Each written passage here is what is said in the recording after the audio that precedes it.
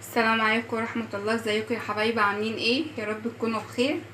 احنا النهاردة هنعمل مع بعض عيش جيب. ليه اسمه عيش جيب؟ إيه، كملي الفيديو معايا وانت هتعرفي ليه هو اسمه عيش جيب. بس هو بإذن الله هيعجبكم قوي. إيه، ومش مكلف خالص.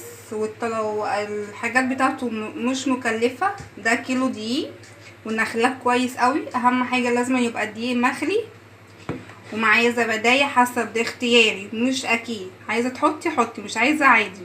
ومعايا ربع كوب سكر، ونص كوب سمنه، وباكو خميره فوريه، وباكو بودر، ورشه ملح. واول حاجه نحط الحاجات الجافه كلها على بعض.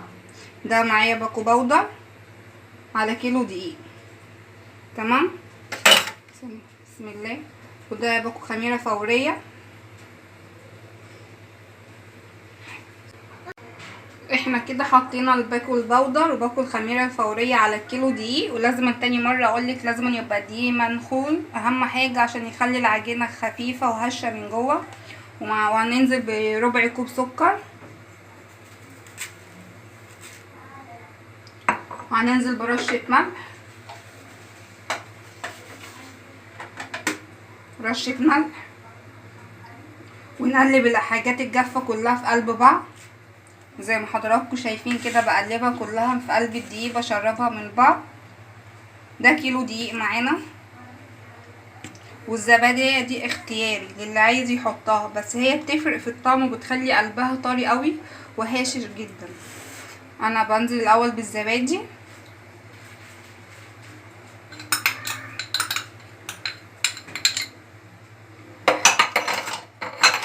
وبشرب الزبادي كويس قوي كده من الدقيق.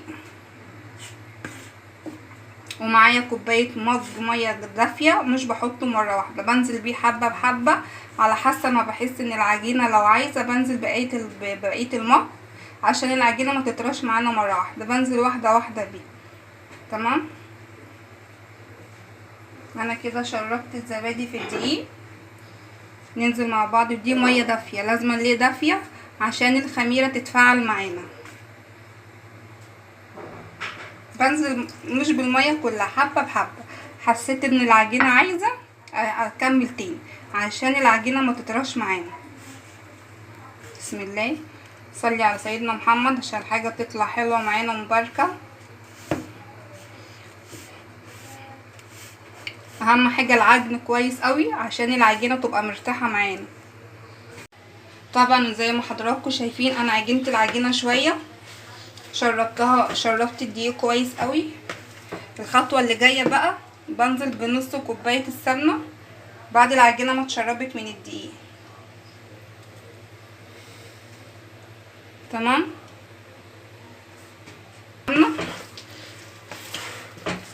بسم الله.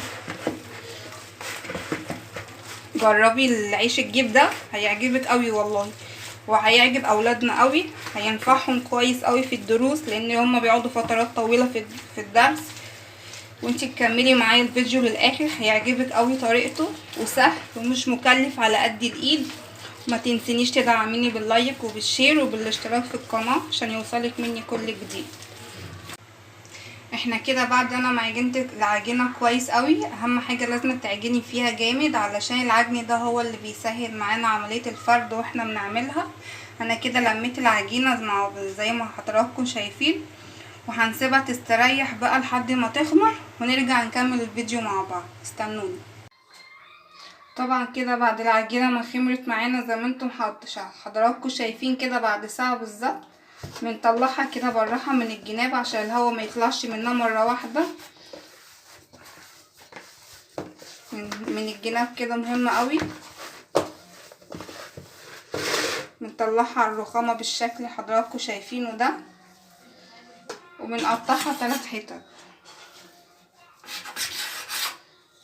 طبعا زي ما حضراتكم شايفين كده بعد ما قطعنا العجينه بنكورها كده حتت صغيره كده بنفس الطريقه اللي انتوا شايفينها اللي انا بطلعها منها.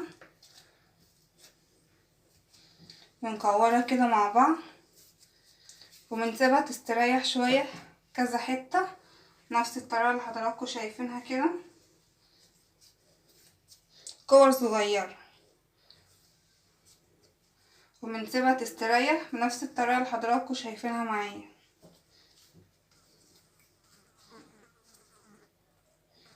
تمام. وطبعا كده بعد احنا قطعنا مع بعض العجينة زي ما حضراتكم كده قطعناها التقطيعة دي، بنسيبها تستريح زي 10 دقايق، وبنفردها بقى مع بعض عشان تابع معايا الفيديو عشان تعرفي ازاي نقدر نعمل مع بعض احلى عيش جبن.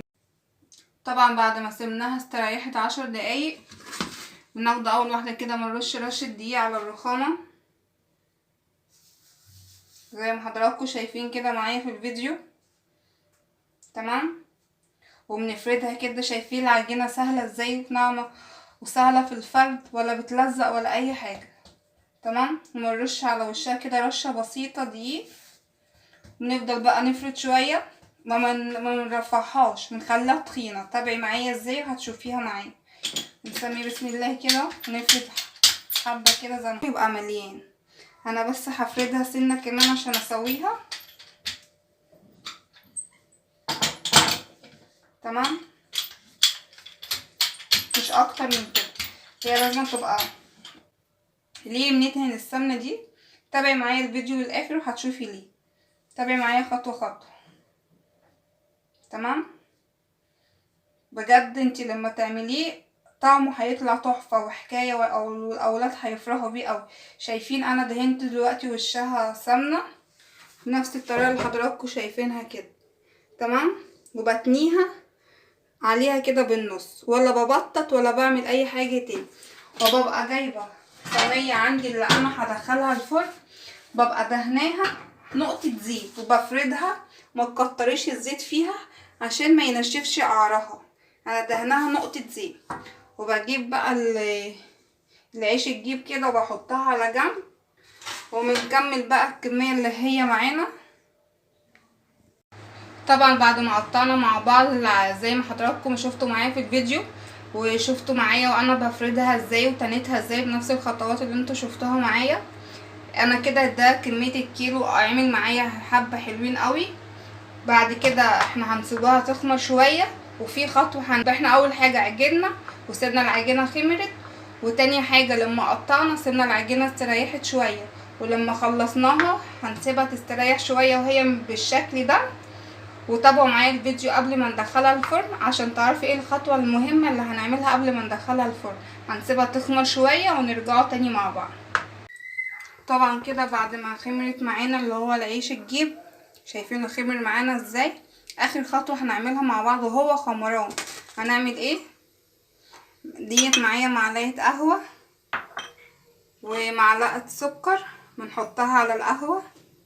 تمام. وبنزل عليها بحبة مية، بقلب القهوة والسكر مع بعض. تمام. زي ما حضراتكم شايفين كده بنقلبهم الاتنين مع بعض كويس قوي زي ما انتوا شايفين كده. انا بقلبها كويس السكر مع البيض مع القهوة. تمام. وبدهن وشها، وش العيش الجيب بنفس الطريقة كده، حاجات خفيفة. دهنة قهوة بسكر كده بتحليها اكتر، بس لازم تجربيه. وهستنى تعليقاتك تقوليلي رأيك ايه. ولازم وبترش عليها رشة سمسم كده بنفس الطريقة بس. وبندخلها بقى الفرن بعد كده. طبعا زي ما حضراتكم شايفين بعد ما خلصنا الكمية اللي معاها عملنا وشها زي ما شفتوا معايا بالسكر والقهوة، ورشينا فوق وشها سمسم وهما خمرانين. تاخدي بالك من التكه دي كويس قوي.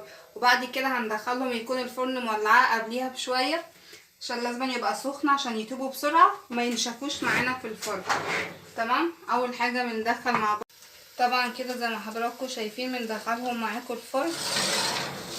مش هياخد 10 دقايق بالظبط وهتلاقيها احمرت من تحت ومن فوق، بتطلعها على طول. طبعا هي كده احمرت معانا بالظبط 10 دقايق وطلعناها. شايفين طلع لونها حلو ازاي، ما خدتش وقت، طلع ريحتها حلوه قوي. شايفين طبعا احنا بعد ما خلصنا مع بعض زي ما حضراتكم شايفين كده العيش بيتجيب خلص كله. تمام. وبصوا قلبه بيتفتح ازاي بكل سهوله. تحشي بقى كل الحشوات اللي عندك لاطفالك وهي رايحه الدرس في منتهى الجمال. بصوا ما خدش وقت ومش مكلف معانا خالص. بصي بكل سهوله تفتحي وتحشي اي حشوات عندك. ما تنسيش تعملي لايك وشير واشتراك في القناه عشان يوصلك مني كل جديد. ويا رب اللي انا بقدمه يكون يعجبكم. يا ريت تجربي وتقولي لي رايك ايه في التعليقات. بألف هنا.